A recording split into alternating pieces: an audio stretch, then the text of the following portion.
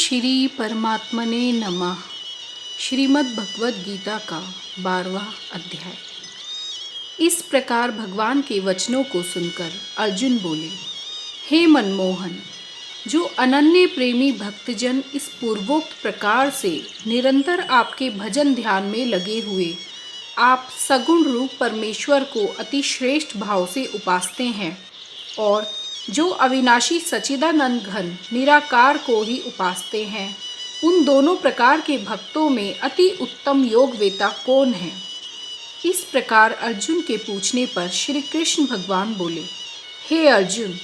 मेरे में मन को एकाग्र करके निरंतर मेरे भजन ध्यान में लगे हुए जो भक्तजन अतिशय श्रेष्ठ श्रद्धा से युक्त हुए मुझ सगुण रूप परमेश्वर को भजते हैं, वे मेरे को योगियों में भी अति उत्तम योगी मान्य हैं, अर्थात उनको मैं अति श्रेष्ठ मानता हूँ। और जो पुरुष इंद्रियों के समुदाय को अच्छी प्रकार वश में करके मन बुद्धि से परे सर्वव्यापी अकथनीय स्वरूप और सदा एकरस रहने वाले नित्य अचल निराकार अविनाशी सच्चिदानंद घन ब्रह्म को निरंतर एक ही भाव से ध्यान करते हुए उपासते हैं, वे संपूर्ण भूतों के हित में रत हुए और सब में समान भाव वाले योगी भी मेरे को ही प्राप्त होते हैं। किंतु उन सच्चिदानंद घन निराकार ब्रह्म में आसक्त हुए चित्त वाले पुरुषों के साधन में क्लेश अर्थात परिश्रम विशेष है, क्योंकि देह अभिमानियों से अव्यक्त विषयक गति दुख पूर्वक प्राप्त की जाती है, अर्थात जब तक शरीर में अभिमान रहता है तब तक शुद्ध सच्चिदानंद घन निराकार ब्रह्म में स्थिति होनी कठिन है। और जो मेरे परायण हुए भक्तजन संपूर्ण कर्मों को मेरे में अर्पण करके मुझ सगुण रूप परमेश्वर को ही तैल धारा के सदृश अनन्य ध्यान योग से निरंतर चिंतन करते हुए भजते हैं, हे अर्जुन, उन मेरे में चित्त को लगाने वाले प्रेमी भक्तों का मैं शीघ्र ही मृत्यु रूप संसार समुद्र से उद्धार करने वाला होता हूँ। इसलिए हे अर्जुन, तू मेरे में मन को लगा और मेरे में ही बुद्धि को लगा। इसके उपरांत तू मेरे में ही निवास करेगा, अर्थात मेरे को ही प्राप्त होगा, इसमें कुछ भी संशय नहीं है। यदि तू मन को मेरे में अचल स्थापन करने के लिए समर्थ नहीं है तो हे अर्जुन, अभ्यास रूप योग के द्वारा मेरे को प्राप्त होने के लिए इच्छा कर। यदि तू ऊपर कहे हुए अभ्यास में भी असमर्थ है तो केवल मेरे लिए कर्म करने के ही परायण हो। इस प्रकार मेरे अर्थ कर्मों को करता हुआ भी मेरी प्राप्ति रूप सिद्धि को ही प्राप्त होगा। और यदि इसको भी करने के लिए असमर्थ है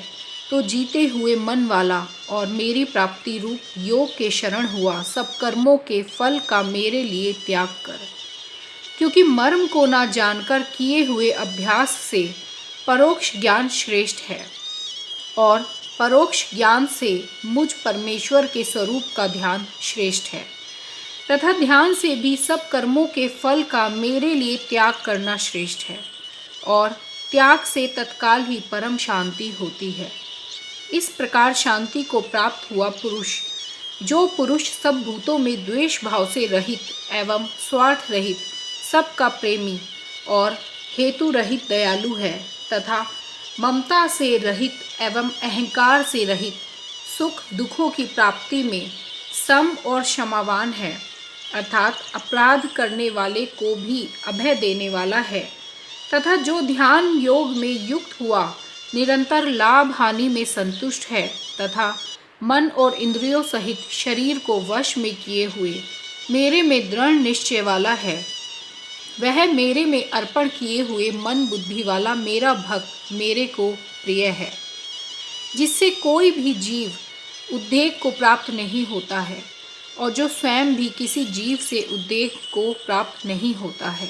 तथा जो हर्ष अमर्ष भय और उद्वेगादिकों से रहित है,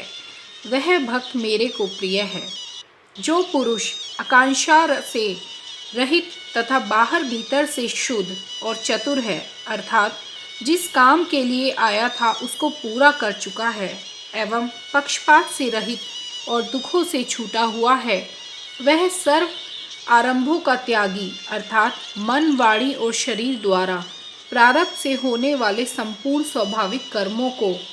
मेरे में कर्तापन के अभिमान का त्यागी मेरा भक्त मेरे को प्रिय है, जो ना कभी हर्षित होता है और ना द्वेष करता है, न शोच करता है, न कामना करता है,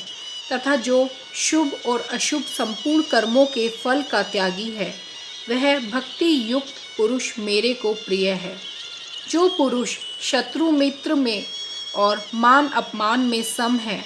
तथा सर्दी गर्मी और सुख दुखादिक द्वंद्वों में सम है और सब संसार में आसक्ति से रहित है, तथा जो निंदा स्तुति को समान समझने वाला और मननशील है अर्थात ईश्वर के स्वरूप का निरंतर मनन करने वाला है, एवं जिस किस प्रकार से भी शरीर का निर्वाह होने में सदा ही संतुष्ट है और रहने के स्थान में ममता से रहित है, वह स्थिर बुद्धि वाला भक्तिमान पुरुष मेरे को प्रिय है। और जो मेरे परायण हुए अर्थात मेरे को परम आश्रय, परम गति एवं सबका आत्मरूप और सबसे परे परम पूज्य समझकर विशुद्ध प्रेम से मेरी प्राप्ति के लिए तत्पर हुए श्रद्धा युक्त पुरुष इस ऊपर कहे हुए धर्म में अमृत को निष्काम भाव से सेवन करते हैं, वे भक्त मेरे को अतिशय प्रिय है। इस प्रकार श्रीमद् भगवद गीता का 12वां अध्याय समाप्त होता है। धन्यवाद।